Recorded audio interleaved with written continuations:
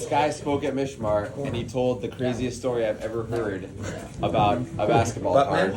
Oh yeah. Remember that one? Yeah. And I remember watching. But if you missed it, it's too late. It was about a basketball card. You know if you were there. But I remember walking away from that and thinking to myself, I got basketball. wow, I wonder if I have a story like that. And then I realized that I do, and so today I'm telling you that story because it just concluded this week, Bezrat Hashem. So there's this very, very popular TV show called American Ninja Warrior. Oh yeah. I lose weight just watching the show.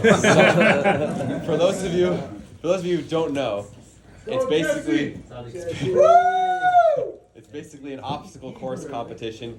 It's one of the most popular shows on TV. It's millions and millions of views every year, every episode. And I've been on it several times. So I'm going to tell you how this has gone down in my life. The first time that I was on the show was in the year 2018. It was season 10. There were 105 competitors in the first episode. You have to be in the top 30 to advance. You don't have to finish the course. You just have to be top 30. I was number 12th overall in the city of Los Angeles. Advanced to the next round, which they told me was the next night. So we filmed through the night. I ran the course at 5:30 in the morning, and they told me to be back in the studio by 2. So I ran home, put on my tefillin, went to sleep, woke up, went straight back to Universal Studios, and we shot the next episode that night, which you can see on YouTube. If you type my name, Jesse Orenshine, in YouTube, you can see the second episode. I needed to be top 15 out of the remaining 30 people who made it the first night to go to the national finals in Las Vegas. I was 18th, so I didn't make it. But they said live on air, he's a modern Orthodox Jew, keeps kosher, observes the Sabbath. They said it all. It was great. My big regret though was that at the time I had a buzz cut, so I couldn't wear a kippah on these obstacles. These obstacles are like swinging on things and climbing. It's crazy, right? So what I did is I put it on before I started. I said Shema. I put a shin over my eyes to make it extra obvious. Then I took it off, kissed it, put it in my pocket, ran the course. They started my clip from the second obstacle. So you didn't see any of that, right? And I thought that, I just thought the culture of the show was you're not supposed to wear a shirt because no one else was ever wearing a shirt. But so I wasn't wearing tzitzit either. I was topless. YouTubing now. You should have started with that. Everybody get off of YouTube for a second. Let me finish this. Okay. So I applied again the next season 11, and I thought, I'm good at this. I did really well the first time. And it's really a lot of build-up. I want to explain that. No, I never talk about this part to anybody, but when they accept you at least a month in advance. So there's a whole month where I all of a sudden get these psychosomatic pains in my body, like my back will start hurting, my shoulder for the whole month because I know that it's coming. And 2 weeks before, if I think about it at any moment, my heart starts to beat out of my chest. I start to sweat. I have trouble sleeping. I feel my food not digesting properly. Then it's... Start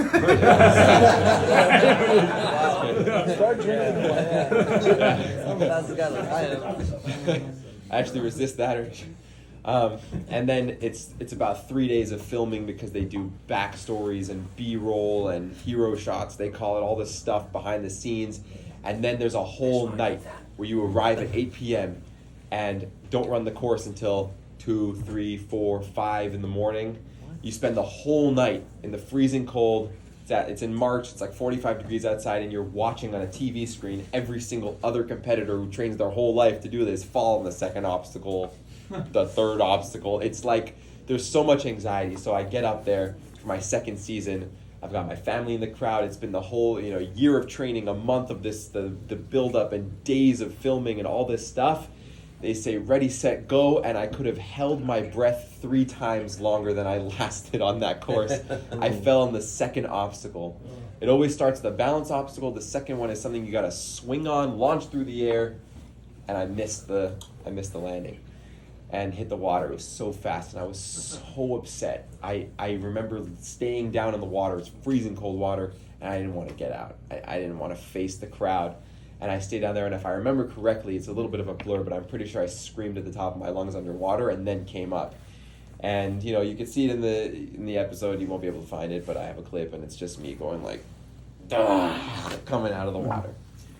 So I waited a season. It was too much for me to go back. It's too much stress. I can't, it's so much to deal with. And I applied again for season 13, and they accepted me. And I said, when are the dates? And they said, it's on Shabbos. So I told them, look, I can't do Shabbos. I'm an Orthodox Jew. You know that. That's why you keep letting me on the show. And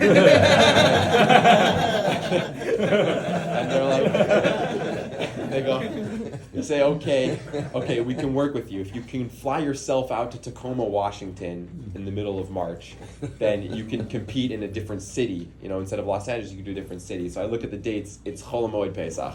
I've got an 8-month pregnant wife at that time. And so I say, I'm in.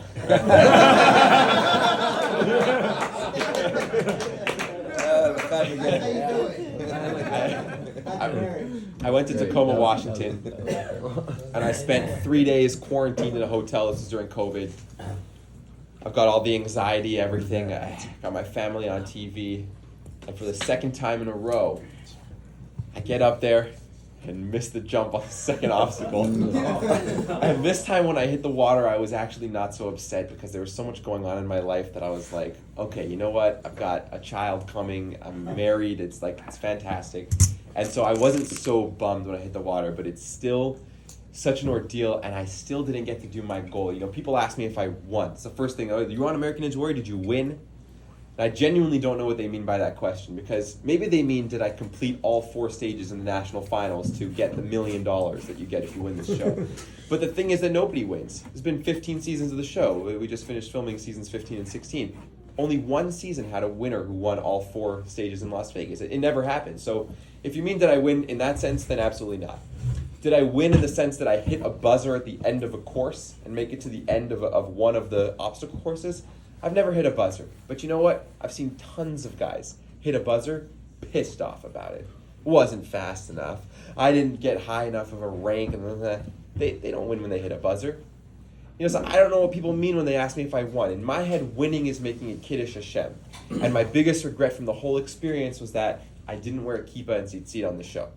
My 3rd season I did, but nobody saw it. I lasted 5 seconds. So, it's all for nothing. So on Monday night, this past Monday night, I had the opportunity to face up to this whole experience. And it has to be my final time because the stress is so much. And now I have to spend 3 days away from my family, which is just an ordeal in and of itself. Nothing is worth not being there for my daughters or my wife, right? It's not worth it. And I was accepted for season 15, which actually taped 2 weeks ago.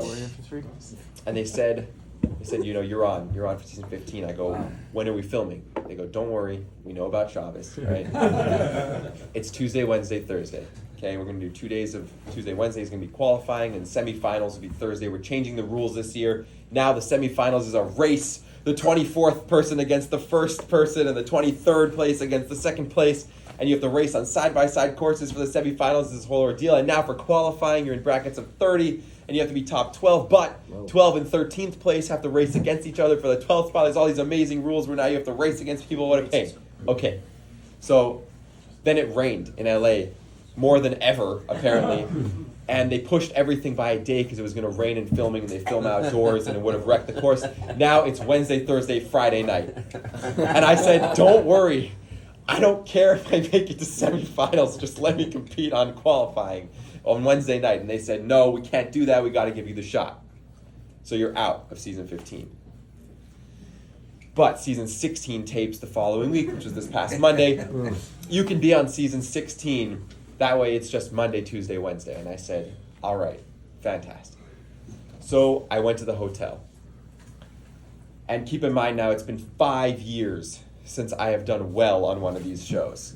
Every year I build up to either being rejected because, we cut all the players because of COVID, so now you're just not competing anymore. Or, here's your chance and it's over, you failed, sorry, too bad.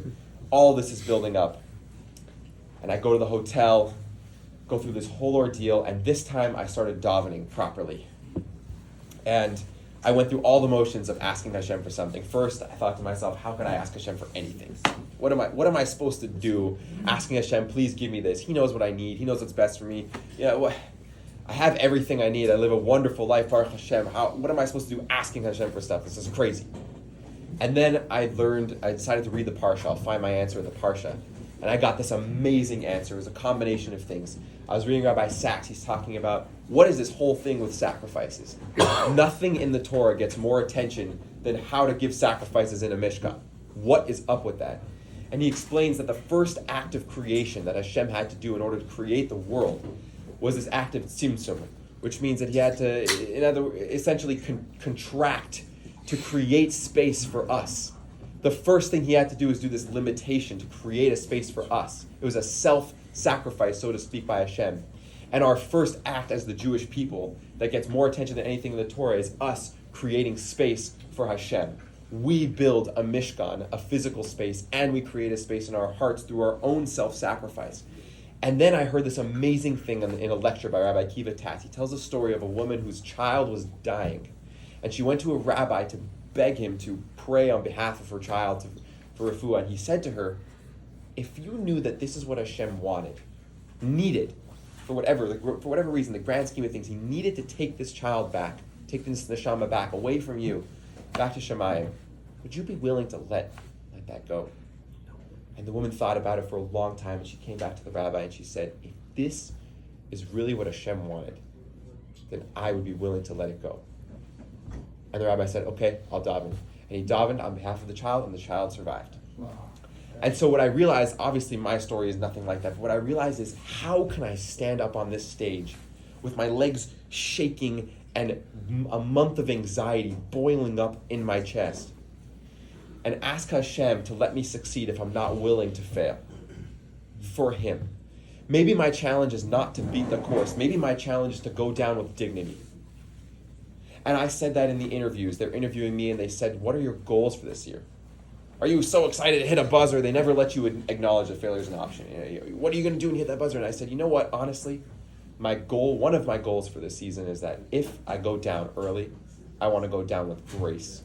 I want to go down with dignity, and I want to own it. Because my goal is to make a Kiddish Hashem, and maybe that's what making a Kiddish Hashem is all about. And so I'm stepping up onto the stage in front of literally millions of people, dozens of cameras, hundreds of people in a live audience, 60 competitors in a side room waiting and watching me on a TV screen. And I said to Hashem, first of all, I was thinking this is going to make a great Mishmar story. First thought was Mishmar. Second thought was, Hashem, if you want me to go down in the water early tonight, I am willing to go down. Okay? I am willing to sacrifice that for you, and I will come out with a smile on my face, and I will say what I need to say in the interview to make sure that I go down with dignity, because that's what making a Kiddish Hashem could be for tonight. I don't know what your plan is for me. And I said that going up onto the stage. And of course, they changed the first obstacle, and it's no longer a balance obstacle. It's a giant pole you have to climb while it falls before it hits the water, and I made it past that. And I get up to the second obstacle, which is always a lishay. It's always a swing to another obstacle. Of course, this year they combine it with grip strength. You have to swing to a ledge that is 2 inches wide on either hand and about 6 inches long. It's this tiny little ledge. And I watched an Olympic athlete go out on the second obstacle. I watched a guy who plays on a national team, beach handball, whatever. He's doing triple backflips on his snowboard. He went down. I watched a bodybuilder go down. I watched all these people go down. And I get up there and I swing on this obstacle and make the jump, grab the second part, swing off to the edge, and I turn around on camera and scream at this obstacle, "How do you like it?" Yeah!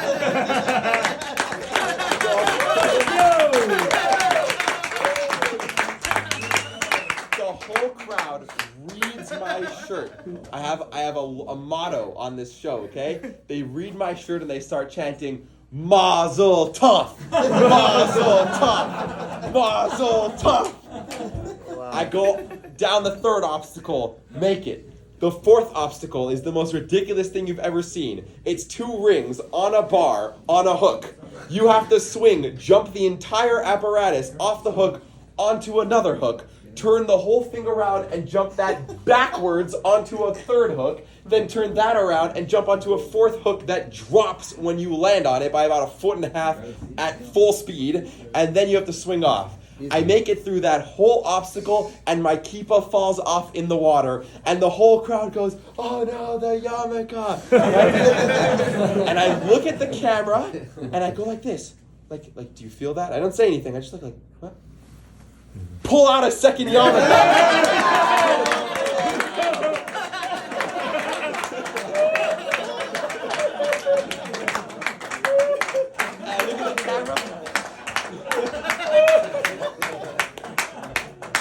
Before going to the 5th obstacle, I look at the camera and I go like this. 2. 2 yarmulkes? What? Like as if I'm just as surprised by this as everybody else. I go to the 5th obstacle. There's like 7 jumps to make on a bar into like a bear trap. It's this whole nonsense, whatever. I fell on that obstacle, hit the water, overjoyed. And as I come out of the water, I dry off.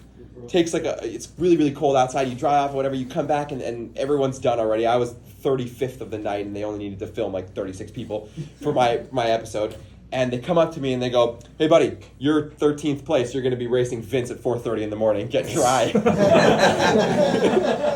So I had to dry off and race this guy at 4:30 in the morning on identical courses, side by side. He won the race even though I got farther on the course because we both fell in the same obstacle, but he made it to that obstacle first.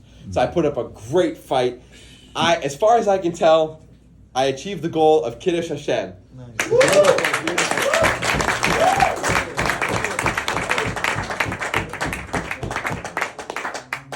And I wrote notes to make sure I didn't miss anything here. You invited everyone to Mishmar. Yeah, I invited everyone to Mishmar. The main thing that I wanted to take away from this, and this is just, it was this whole process of coming around for this experience, which I'm now, Be'ezrat Hashem, done with. I hope to not put myself through this craziness anymore. Next year, who knows? Yeah. I don't know. But gave you a yarmulke last year. Go to Bekisha. You'll be a real ninja warrior with the girdle. I'll put the girdle on my head. Yeah. Put one on the waist, one on the head. The whole takeaway is this was my moment of realization that you can't ask anything of Hashem unless you're willing 100% to let it go. And I had to really get to that mindset and walk onto that stage ready to fall into the water after 1 second, 2 seconds, 20 seconds, whatever it was, out of love, and continue the goal of making the Kiddish Hashem regardless of whether or not it lined up with my goals of winning that night. And so that is my story of American Israel.